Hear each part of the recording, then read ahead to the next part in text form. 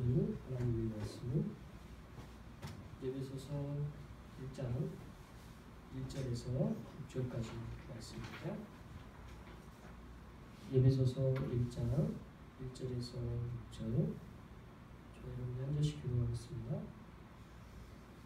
하나님의 뜻으로 말미암아 그리스도 예수의 사도된 바울은 에베소에 있는 성도들과 그리스도 예수 아래에 있는 신실한 자들에게 편지합니다. 하나님 우리의 아버지와 주 예수 그리스도로부터 은혜와 평강이 너에게 있을지어다. 찬송하리로다.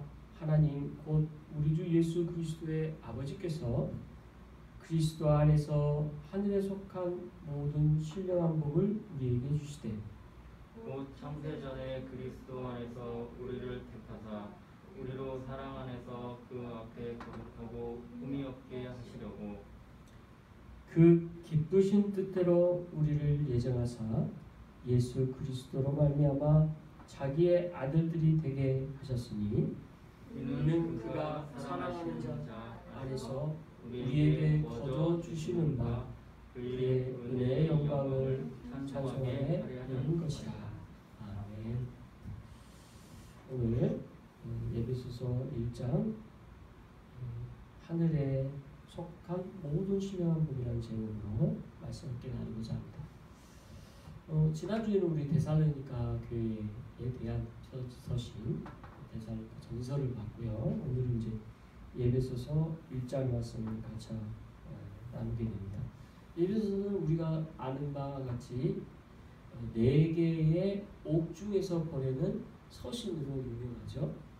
그 중에 하나인 에베소서는 사도 바울이 감옥 가운데 투옥되어진 상태에서 보낸 편지이기에 그의 상황을 볼 때 감사함이 넘칠 수 있을까, 또 그의 상황 가운데 기쁠 수 있을까. 우리는 솔직히 쉽지 않은 상황에 있음을 우리가 압니다.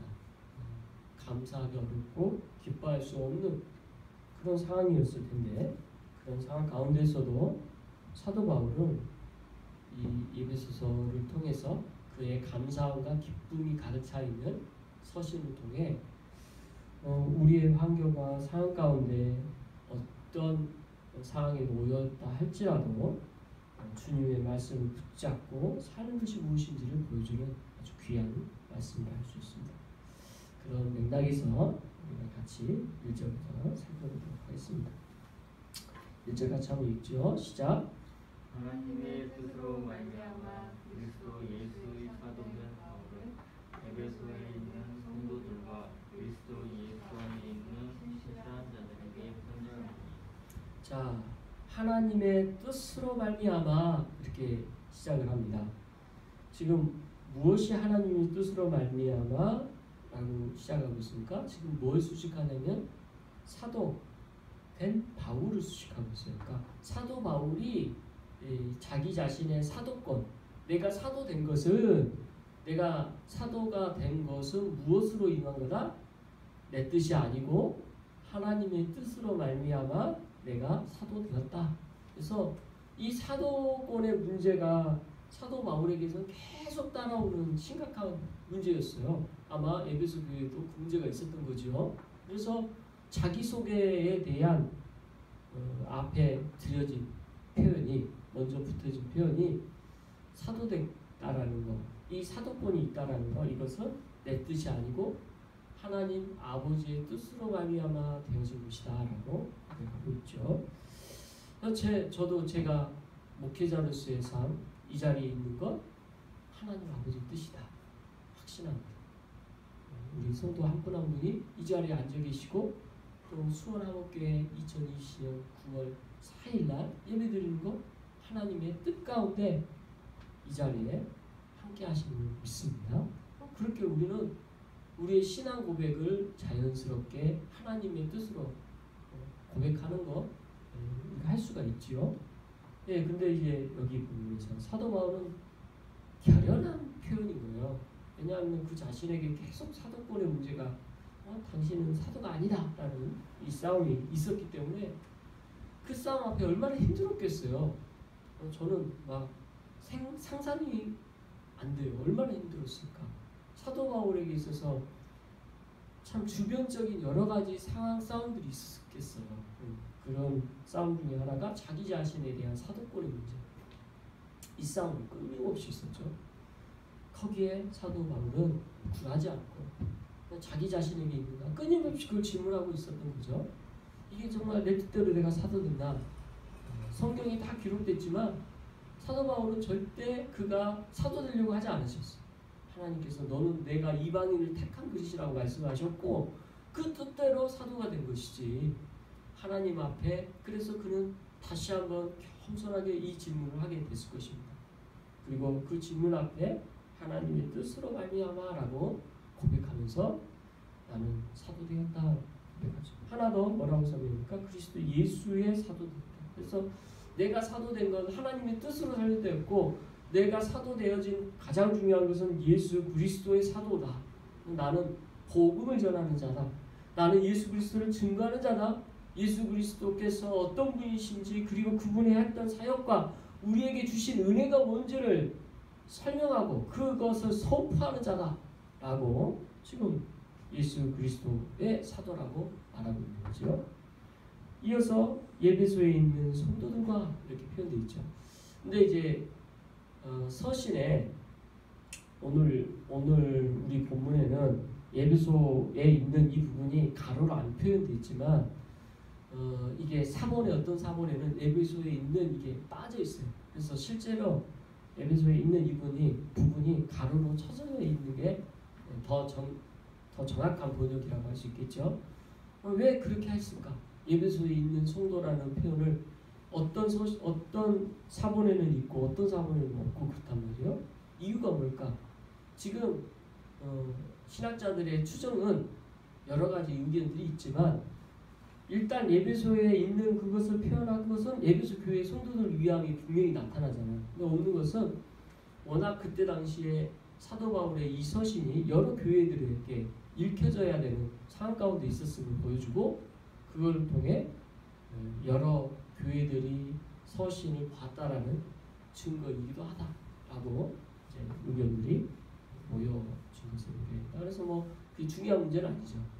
에베소 교회 또 그 다음에 그리스도 예수 안에 있는 신실한 자들이라고 또 표현을 하니까 그래서 딱 에베소 교회만 지정해서 말하는 게 아니고 우리도 그리스도 예수 안에 있는 신실한 자들이잖아요. 그죠? 우리 각자에게 주신 하나님의 말씀을 오늘 에베소서 말씀을 통해 살피는 거죠. 2절 같이 읽어봅니다. 시작. 하나님 우리 아버지와 주 예수 그리스도부터 은혜와 평강이 너희에게 있을지어다. 그래서 하나님 우리 아버지 주 예수 그리스도의 은혜와 평강 이렇게 이 2절 바로 이어지고 있죠. 하나님 아버지 주 예수 그리스도로부터 뭐가 있어요? 은혜와 평강이 있어요. 은혜와 평강이 있다라고 성경이 바로 이어서 이 설명하는 것은 본래 서신서에 사도 바울이 문안 인사하는 정통적인 방법이죠. 지난주에도 평강이라는 이 단어가 나왔을 때 우리 교회의 화목이라는 단어로 연결해서 설명을 했지요. 뭐 영어로 피스 다 똑같이 쓰이는 단어이지만 실은 어원적으로 볼 때는 헬라어적 어원으로 볼 때는 다 같은 어원이지만 저는 화목이라는 그 단어의 강조점이 평강보다 더 좋아서 화목이라는 강조점과 평강이라는 강조점이 다른 점이 있어요. 평강이라는 이 단어의 강조점은 어디 있냐면 평화에 있죠. 그래서 이 평화는 누구로부터 온 평화일까요? 예수 그리스도를 통해서 구원의 은혜를 주시는 것으로 말미암아 우리가 평안케 되었고 하나님으로부터 우리가 평화의 은혜를 잊게 됐다. 그래서 주님의 앞에 있는 은혜랑 딱 덧붙여서 평강이 더 잘 설명되죠. 화목이라는 이 단어는 제사적 의미를 우리가 끌어오게 되죠. 구약적에서부터 시작되어진 이 제사적 의미. 화목이라는 화목제물 있잖아요. 이게 화목제물이라는 그 본래의 의미가 무엇으로부터 비롯된 건가요? 결국은 예수 그리스도를 통해서 우리가 화목해 될 수 있는데 그 화목의 개념이 구약의 제사에서부터 우리가 이해되는 거죠. 하나님과 우리 사이가 화목해 되기 위해서는 예수 그리스도만이 진짜 화목해 하시는 분이시구나. 그리고 이 화목됨이 그것으로 끝나는 것이 아니라 예수 그리스도를 믿는 자들이 세상을 향하여 화목해 함을 선포하고 또 이 땅 가운데 있는 모든 이들에게 보여지는 우리의 의미가 화목해 되고 또 우리 성도들 안에 화목해 되고 이 화목됨이 그런 의미로서 더 강조되어지는 거죠. 아무튼 이런 미묘한 차이가 있긴 하지만 아무튼 은혜와 평강이라는 표현은 참 우리가 서로에게 인사할 수 있는 좋은 표현입니다. 이어서 3절 같이 읽겠습니다. 시작. 찬송하리로다 하나님과 우리 주 예수 그리스도의 아버지께서 그리스도 안에서 하늘에 대한 모든 신령한 복을 우리에게 주시되. 오늘 이제 3절부터 이어지는 말씀은 본래 14절까지 이렇게 묶어서 하나로 보통 보는데 14절까지 다 보려면 이제 말씀이 너무 길어서 저희는 6절까지만 봅니다. 자, 먼저 3절에서 시작은 찬송하리라도 한다라는 이 고백으로부터 시작하죠. 지금 사도 바울 상황을 연상해 보세요. 감옥에 있어요. 순간순간 찬송이 터져나오기가 쉽지 않겠죠. 우리 상황이 지금 찬송할 만한 그런 상황이 아닌 경우가 많아요. 안타까운 상태. 매 순간 우리가 어떻게 기뻐하고 감사하며 하나님께 영광 돌리기 합당한 우리의 환경들이 주어지겠어요. 그러기 어렵죠. 사도 바울은 누구보다도 그렇지 않은 상황 가운데 있었고 그런 상황 가운데 뭘로 시작해요? 찬송하리로다 이렇게 시작하고 있습니다. 우리에게 도전하고 있습니다. 이 상황 가운데 항상 찬송하시기 바랍니다. 어떤 상황이든 주님 찬양합니다. 제가 슬프고 우울하고 때로는 연약하고 내 죄 때문에 내가 낙망하고 누구에게로부터 원인을 알 수 없는 이 모든 문제에 대해서 갈등하고 힘들고 이런 상황 가운데 비록 있지만 그렇다 할지라도 하나님 찬송합니다. 이렇게 고백하는 저희 되시기 바랍니다. 이어서 하나님 곧 우리 주 예수 그리스도의 아버지께서 이렇게 나오죠. 하나님 곧 우리 주 예수 그리스도의 아버지께서. 그래서 찬송의 대상이 누구요? 하나님 곧 우리 주 예수 그리스도의 아버지께서라고 이렇게 우리 찬송의 대상을 말하고 있습니다. 이어서 그리스도 안에서 하늘에 속한 모든 신령한 복을 우리에게 주시되 라고 말씀하시면서 하늘에 속한 모든 신령한 복. 그래서 다시 말하면 오늘 우리 제목이 뭐였어요? 하늘에 속한 모든 신령한 복이었잖아요. 지금 하나님 아버지께서 우리에게 뭘 주셨다고요? 하늘에 속한 모든 신령한 복을 주셨다고요. 와, 이 신령한 복이 뭐냐? 이게 오늘 본문의 가장 중요한 핵심이죠. 우리에게 주신 신령한 복이 뭐냐? 지금 앞에서도 말씀드렸지만 3절의 시작이 뭘로 시작했어요? 찬송하리로다 이렇게 시작했잖아요. 지금 사도 바울은 감옥 가운데 있는데 그 감옥 가운데 있으면서 얼마나 마음이 어렵고 힘든 상황 가운데 있으면서도 찬송하리로다. 그 찬양의 마음이 무엇으로 연결되죠? 지금 아버지께 영광을 돌리고 아버지를 찬양하는 것으로 이어지면서 우리에게 주신 복을 떠올리고 있을 거예요. 우리에게 주신 복이 뭔지를 이렇게 말하고 있습니다. 하늘에 속한 신령한 복이다 이렇게 말씀합니다. 좀 더 이거를 더 뜯어서 살펴보면 하늘에 속한 이 신령한 복은 어떤 복이냐 이렇게 좀 우리가 나눠서 살펴볼 수가 있는데 먼저 우리에게 주어진 이 신령한 복은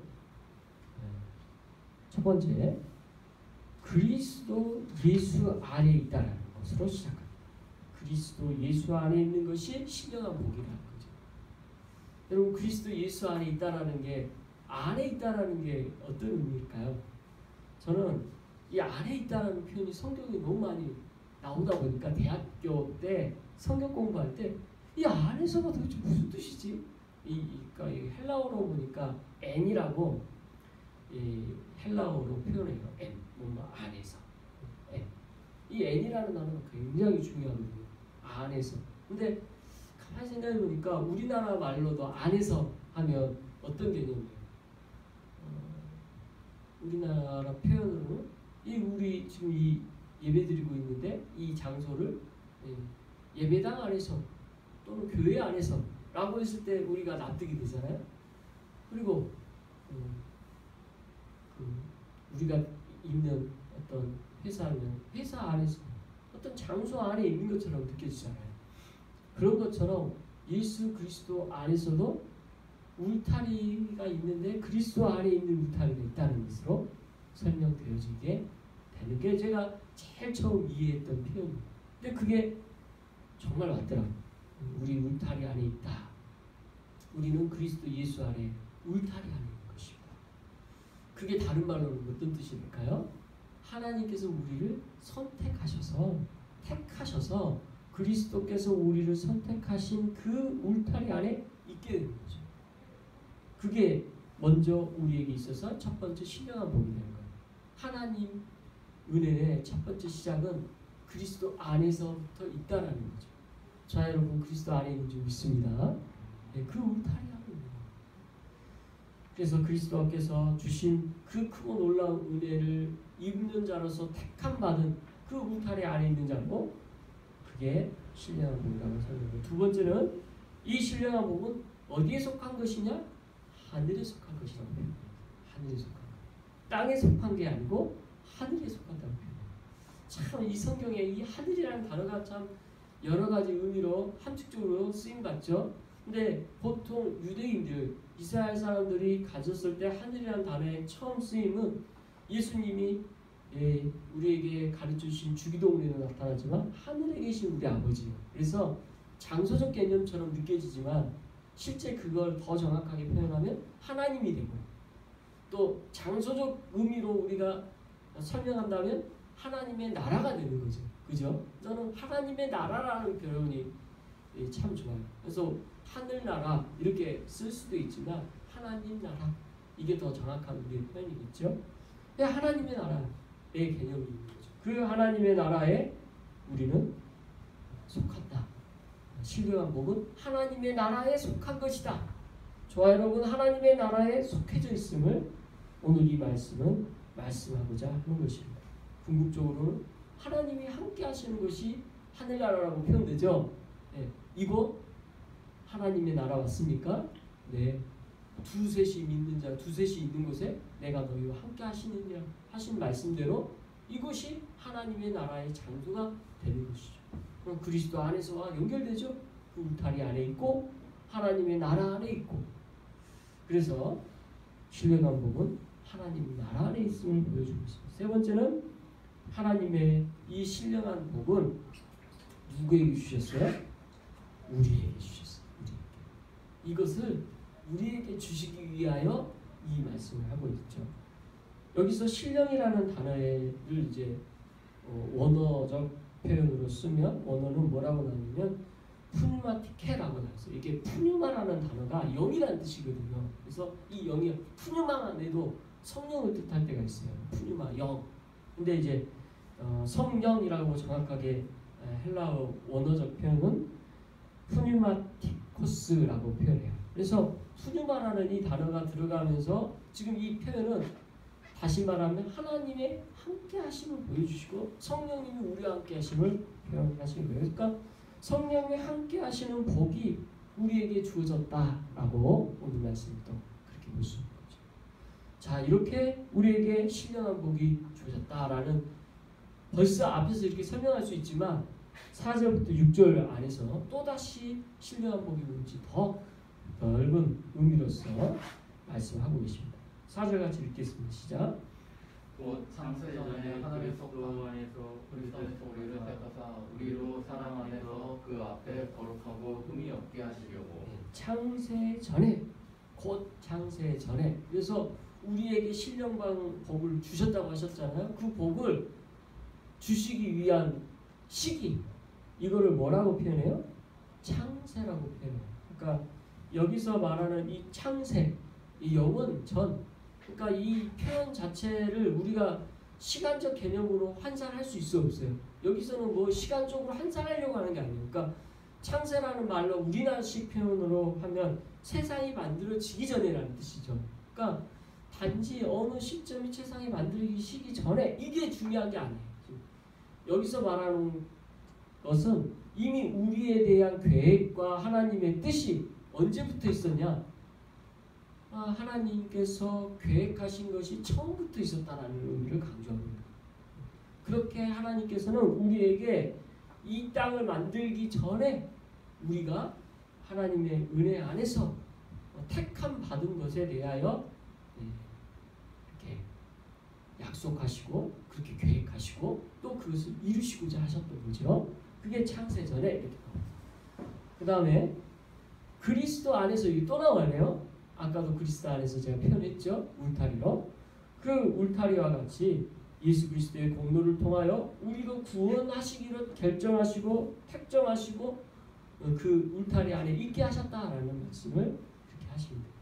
그리고 우리를 택하사 우리로 사랑 안에서라고 또 표현되어 있네요. 이 사랑 안에서 되어졌다. 이 신령한 복은 사랑 안에서 되어졌다는 거예요. 사랑 안에서 되어진다라는 이 표현에서 뭘 우리가 생각할 수 있을까요? 그리스도께서 우리에게 베푸신 구원의 역사, 창세전부터 우리에게 택하시고자 하는 일, 이것은 뭘로 되어졌다? 우리를 사랑에서 이루어졌다. 사랑 안에서 되어주셨다. 라고 성경은 말하고 있습니다. 이렇게 하나하나 뜯어보니까 더 이해가 되죠. 또 그 다음에 뭐라고 하나요? 그 앞에 거룩하고 흠이 없게 하시려고 이렇게 말씀했어요. 저는 거룩이라는 단어 나오고 흠이 없다는 말 나오면 굉장히 힘들어요. 왜냐하면 내가 죄인이니까. 나는 하나님 앞에 부끄러움이 없냐? 늘 있어. 늘 연약해. 늘 부족해. 내가 뭔가 할 만한 자격이 있냐? 스스로 물을 때 늘 자격이 없는 자야. 막 내가 너무너무 작아져. 이 말은 주님, 저는 거룩하지도 않고요. 흠이 없다고 할 수 없어요. 저는 흠이 너무 많아요. 부족한 자. 죄인이에요. 주님 이거 모르시나요? 아시죠? 오늘 말씀은 그거 다 아시는 거 말씀하십니다. 자, 오늘 이 말씀의 것은 저희한테 요구하는 건가요? 아니에요.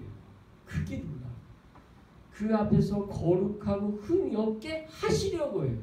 이거는 하나님께서 하시는 일이지 우리가 흠이 없고 거룩해지려고 노력하라는 의미가 아니고요. 그 계획이 흠이 없고 거룩한 거예요. 우리를 택하시고 구원하시고자 하는 그 계획 자체가 우리에게 있어서 흠이 없고 거룩하게 하신 일입니다. 그 놀라운 은혜를 우리에게 창세전부터 하셨다. 오늘 이 말씀을 하고 계신 거죠. 자, 그리고 앞에서 사랑 안에서라는 이 단어 표현이 지금 원어상으로 보면요. 제일 4절 맨 마지막 끝부분에 있어요.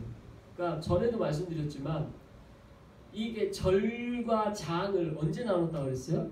이거는 1400년대, 1500년대에 나눈 거예요. 그러니까 그 전까지 성경은 어때요? 장절이 있어요? 없어요? 없어요. 그러면 지금 더 정확하게 말하면 이건 우리가 보기 편하라고 끊어놓은 거고 이 맨 끝에 나오는 사랑 안에서는 이 단어가 본래 우리나라 번역상으로는 우리로 사랑 안에서 그 앞에 이 사이에 들어가 있지만 실제 원어상은 맨 끝에 있어. 사절 끝에. 그래서 엔 아가페예요. 정확하게 표현하면 엔 안에서 아가페 사랑. 그래서 엔 아가페가 그 다음 5절과 연결되는 제일 앞에 수식되는 표현으로 4절과 5절을 연결해서 전체를 묶는 표현도 될 수 있어요. 그래서 세 가지 해석이 가능한데 첫 번째 해석은 우리가 가지고 있는 성경으로 우리로 사랑 안에서 그의 앞에 거룩하게 흠이 없게 하시려고 하는 그런 맥락이 있을 수도 있고 또 하나의 의미는 이 엔 아가페를 당신의 사랑으로라는 개념으로 택자를 거룩하게 하고 흠이 없게 하시는 수단은 하나님의 사랑이 된다는 의미로 해석이 되고, 또 하나는 4절 5절을 같이 연결해서 뒤에 나와 있는 5절을 인도하는, 그것을 수식하는 표현을 했어요. 그래서 뒤에가 뭐가 나와요? 5절이 5절 한번 읽어보겠습니다. 그 기쁘신 뜻대로 우리를 예정하사 예수 그리스도로 말미암아 자기의 아들들이 되게 하셨으니. 예, 이 5절에서 기쁘신 뜻대로 우리를 예정하신 것, 그리고 우리를 자기 아들이 된 것, 이것이 뭘로 되었다? 예, 바로 사랑 안에서 되어졌다. 이렇게 또 연결할 수 있다. 근데 뭐가 어떤 해석이 되든 어때요? 다 틀린 의미가 없어요. 다 똑같은, 제가 볼 때. 이게 이제 목적의 수단으로 보냐, 뭐 수식이 앞에 분야, 뒤에 분야의 차이지만 결국 4절, 5절 전체로 볼 때 말하고자 하는 핵심은 뭐예요? 지금 하나님께서 우리를 택하신 일, 이 일은 어떤 일이에요? 하나님의 기뻐하시는 뜻대로 이루어지는 일이고, 하나님의 계획하신 대로 이루어지신 일이고, 그것이 결국 우리가 하나님의 자녀되는 일로 되어집니다.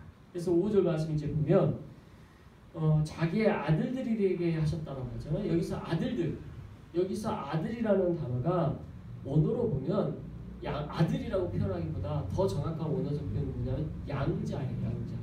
우리가 그리스도로 말미암아 자기의 양자 되게 하셨다라고 표현하는 게 더 정확한 표현. 그러니까 다른 말이 아니에요. 양자도 아들이죠. 똑같은 아들인데 예수 그리스도의 권세로 말미암아 자녀로 우리 자녀된 권세를 주셨다고 하셨잖아요. 그 권세가 결국 양자됨을 표현해요. 그래서 우리가 이 땅에서는 양자됨, 하나님의 자녀됨에 대해서 눈에 안 드러날 수 있어요. 그러나 궁극적으로 5절 말씀은 우리가 양자됨의 은혜에 감사하며 그것이 흠이 없고 거룩하게 하시려고 하시는 모든 하나님의 계획 가운데 있다는 것을 말씀합니다. 마지막 6절 같이 읽습니다. 시작. 이는 그가 사랑하시는 자 안에서 우리에게 거저 주시는 바 그의 은혜의 영광을 형성하게 하려 하는 것이라. 네, 마지막 그가 사랑하시는 자 안에서, 여기서 사랑하시는 자 안에서는 또 누구겠어요? 예수님 말하겠죠. 예수님 안에서 우리에게 거저 주시는 바, 우리에게 거저 주신 거죠. 뭘요? 구원의 은혜, 하나님의 자녀의 권세를 주신 것, 양자된 우리를 창세전부터 택자로 삼으신 것, 이게 다 뭐예요? 거저 주신 거. 야, 그냥 거저 주셔도 되나? 아무 대가 안 받아도 되나? 우리 이렇게 생각하는 게 당연하지 않겠습니까? 저는 이 말씀 보면서 그 생각을 하게 됐어요. 이 예수 그리스도를 믿는 은혜 안에 제가 있다 보니까 저라는 존재가 얼마나 작은지를 생각하게 됐습니다. 작은 걸 생각하면서 하나님께 질문하게 됐죠. 하나님, 왜 나를 구원하셨죠?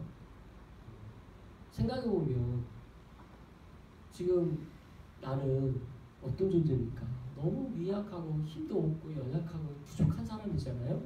근데 나라는 존재에서 우리가 그 영화에서도 나오지만 이게 갑자기 줌 아웃 돼가지고 내 머리 위에서 나를 쫙 했을 때 대한민국이 보이고, 그죠? 대한민국 지도가 이렇게 보여요. 난 거기서 보여요, 안 보여? 보이지 않아. 또 더 줌 아웃하면 어떻게 돼요? 더 작아져서 지구가 요만하게 보이겠죠? 그럼 거기서 대한민국 보여, 안 보여요? 보이지도 않아. 나는 그 안에 있는데 더 보이지도 않아. 근데 더 확대해서 온 우주를 만드신 하나님이 이 우주 안에서의 지구는 어때요? 정말 우리가 지금 별을 볼 때 희미한 작은 별로 보일 거 아니에요. 그러면 그것을 만드신 우리 주님, 근데 그 안에 있는 나는 얼마나 작고 부족하고 연약한다고? 우리 찬송의 가사처럼 버러지 같은 나라고 설명하기 안 되잖아요. 그런 나를 하나님 왜 구원하셨어요? 라고 하나님께서 저한테 제가 하나님께 이제 질문했죠. 그 질문에 하나님이 저에게 주신 답이 있어요. 오늘 말씀에도 나오지만 하존아 내가 널 사랑한다. 우리로 사랑 안에서 편처럼 사랑한다. 저에게 그렇게 주신 마음의 음성이 있었어요. 얼마나 감격하고 감사했는지. 부족하고 연약하지만 하나님의 그 사랑으로 오늘 이 자리까지 있게 하시니 감사드립니다. 그가 사랑하시는 자 안에서 우리에게 그래서 그 모든 것을 내가 감당할 수도 없는 그 사랑을 그 구원의 은혜를 하나님의 자녀됨을 거저주신 바 되었습니다. 이 거저주신 바된 것을 기억하시기 바랍니다. 그리고 그 거저주신 바에 대해 우리는 그의 은혜의 영광을 찬송하려는 것이다. 우리의 마땅한 우리가 해야 될 일이 뭐예요? 은혜의 영광을 찬송하는 것. 우리가 하나님께 무언가를 잘할 수 없어요. 그러나 하나님께 우리에게 고백드릴 수 있는 것, 은혜의 영광을 찬송하는 걸 할 수 있습니다. 우리의 마음의 표현으로 우리의 10분의 1을 들려 10의 1조의 그 마음으로 주님께 헌물을 드릴 수도 있어요. 다 근데 그게 드리는 것이 중요한 게 아니라 마음의 중심에 있고 그 내용에 있는 것이 아니라 은혜의 영광의 찬송으로 드리는 이 핵심이 있다는 것을 기억하시기 바랍니다. 은혜의 영광의 찬송으로 드리는 저와 여러분 되시길 이 9월 한 달에도 있기 바랍니다. 기도하겠습니다. 사랑과 은혜가 풍성하신